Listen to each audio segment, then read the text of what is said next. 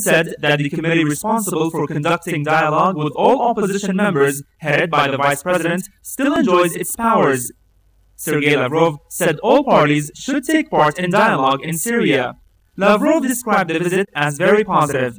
He said his country will continue coordinating with the Syrian leadership in order to reach a solution for the Syrian crisis, away from foreign intervention. Lavrov also called for solving the Syrian problem according to the agreed-upon Arab League plan signed on the 2nd of November 2011. In a press statement following his meeting with President Assad, Lavrov said that President Assad expressed commitment to putting an end to violence from all sources as it was agreed in the Arab Plan of Action, and pointed out to the importance of keeping the Arab League mission of observers active for that purpose.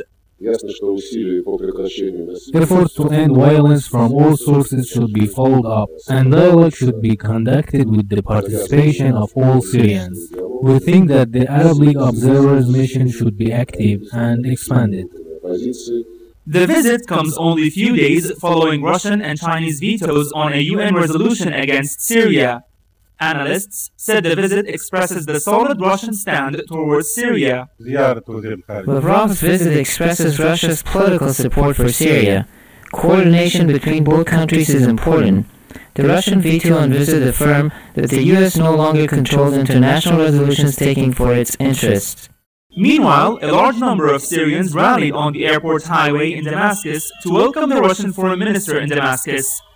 They raised placards and Syrian and Russian flags in a show of gratitude for the Russian stands in support of Syria. We are here to thank Russia and China for the double veto and their support for Syria. Syrians also held banners thanking in various languages Russia's veto that foiled a UN resolution against Syria. They also expressed rejection of foreign interference in their internal affairs. They raised posters of President Bashar al-Assad reiterating support for his reform program. Coordination between Russia and China continues for finding a way out of the Syrian crisis. The Russian foreign minister's visit asserts once again the strong relations between both countries and people, as the visit was warmly welcomed on a popular level in Syria. Hamad Ali, Press TV, Damascus. Meanwhile, U.S. Republican Senator John McCain says Washington should consider arming Syrian opposition groups. McCain says diplomacy with regards to Syria has failed and that all options should be discussed, including arming the opposition and imposing a no-movement zone.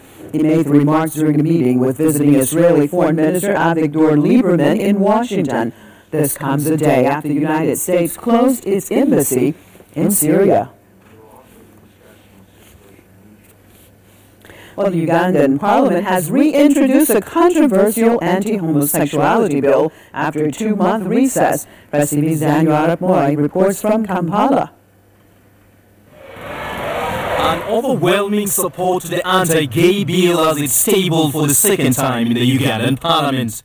The bill seeks to criminalize homosexuality. Its original draft prescribed death penalty against homosexuals, but this time round, author of the bill, David Bahati, says death penalty has been deleted from the new version.